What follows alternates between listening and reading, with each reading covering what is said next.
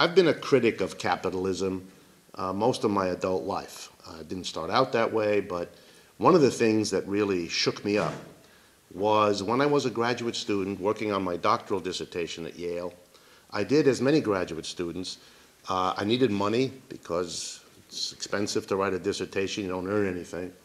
And so I went to work for a professor who had a research grant, very typical at Yale, and who could give me a part of that grant to do some of the research that he needed. And this particular professor, whose name I will not mention because you may have heard of him, he was doing a study of housing, and like many Yale professors, New Haven was always a convenient place to be because you used the community more or less as guinea pigs. You could get a grant to study New Haven. New Haven didn't get any money, but you got a lot of money from Washington to study New Haven. And I was on one of those grants, and he studied housing, and so I went to work on the housing problem here in New Haven in those years, as back in the late 1960s. And in the course of that, I studied housing, and I studied Yale, and I studied Yale's assets and Yale's housing purchases. And as a naive kid, I was aghast, because what I was studying and making little reports and bringing to my professor was basically revealing to me a university that was ripping off the community big time, not paying taxes, but providing other kinds of inducements, that's a polite word for bribes, inducements to get streets rearranged and space opened up and zoning laws suspended and all of the apparatus that is normal business at Yale. And it was horrifying. It was when I learned that New Haven was finally becoming one of the 10 poorest cities in the United States, which it was for most of these years. Yale proudly explaining to me, since I was one of the few people who ever read the financial statements of Yale, that it really was the third or fourth richest university on the planet. And so I watched while the city that was the 10th poorest was subsidizing delivery services without a charge to the third or fourth richest university in the world. And I remember once telling this to a friend who giggled and said, yes, yes, it's Robin Hood in reverse. And I then used that slogan for the rest of my life because I thought it encapsulated really well what happened. So I've been a critic of a system that allows this to happen ceaselessly, and not just Yale, of course. The same thing is true in many other places, although Yale is a little more egregious in this behavior, even than other schools. When I sat on the New Haven Revenue Commission in the early 1980s, an official commission here in New Haven, and some of you may remember, the only time in the history of New Haven, I believe, that this existed, the Board of Aldermen passed a rule, set up a commission. The commission was given a budget, if I remember, $40,000, which in those years was some money, and subpoena power to force testimony of anybody we chose to order. And we really did the only study of the relationship between Yale and the city, financial study, and the AFL-CIO was given one position on this commission, and I got the nod. That is, I can't remember who was the head of the board at that time, but whoever it was put me on the board as the representative of the commission. And since I was the only economist, it was then nice because I was able to slowly work on the other members of the commission, so that by the time it was done, it took about 2 years, the other members of the commission and I were unanimous, but for one person. Wigan and Dana had a representative on the board, a man named Eisner. And he, of course, was the mouthpiece for Yale, which was understood. That's why the position was created. But we all voted against him. He was the only one left. And by that time of the commission's report, the idea that Yale had to fundamentally change its relationship and pay money to New Haven, as it should have done for 300 years, was supported by every single person except the paid mouthpiece of Yale. And it included among those aldermen, some of you will remember these names, Jonathan Einhorn, trying to think who else. Someone help me. A whole bunch of people who had been important in New Haven politics, all of whom understood this issue. And we delivered this report with great gusto to the then mayor, Biagio Delito, who promptly forgot it, buried it, and paid no attention to it. And that was because Yale had gotten to him. He was always a loyal doer of Yale's bidding, but that didn't distinguish him from most of the mayors of New Haven who have a long tradition of doing that, and the current one is no exception.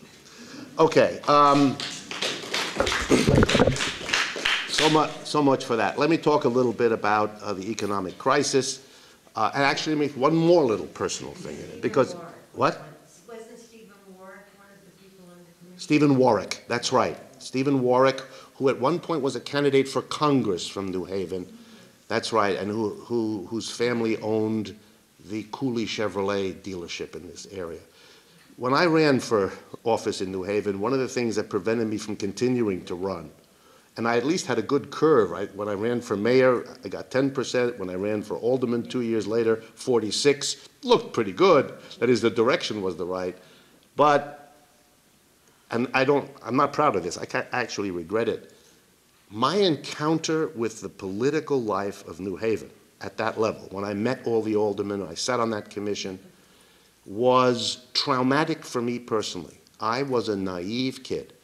I thought politics was about what one wanted to see in the community, what changes one thought were necessary, what new possibilities one could open for a community of people. I actually took that stuff seriously.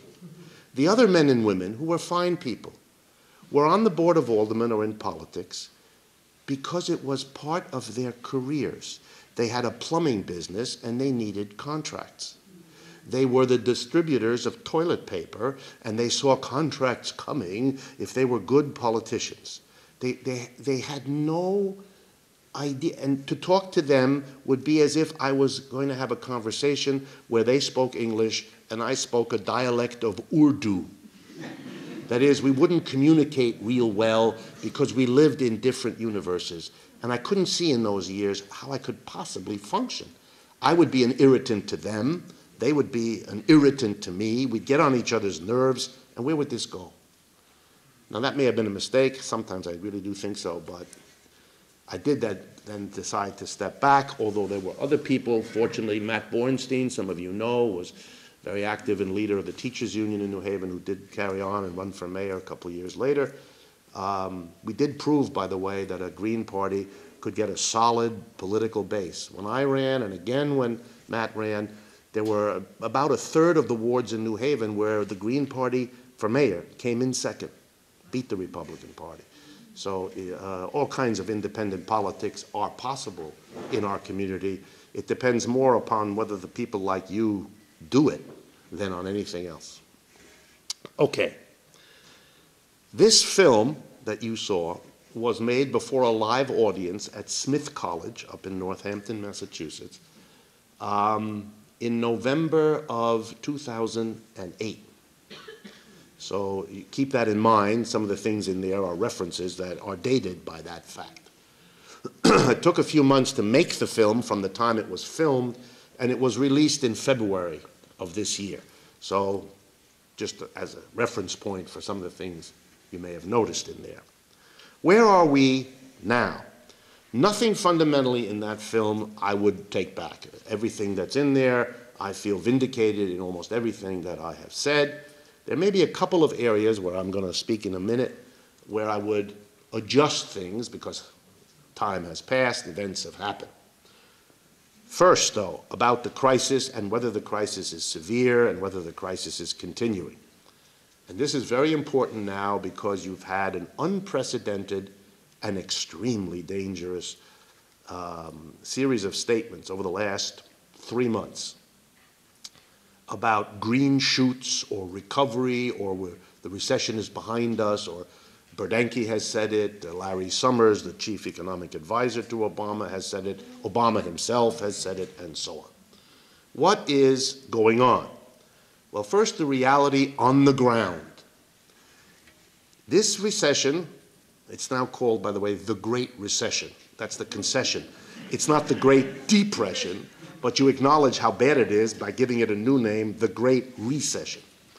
The Great Recession is said to have started by the National Bureau of Economic Research, which is the official agency that times these things, gives them their dates, to have begun in December of 2007.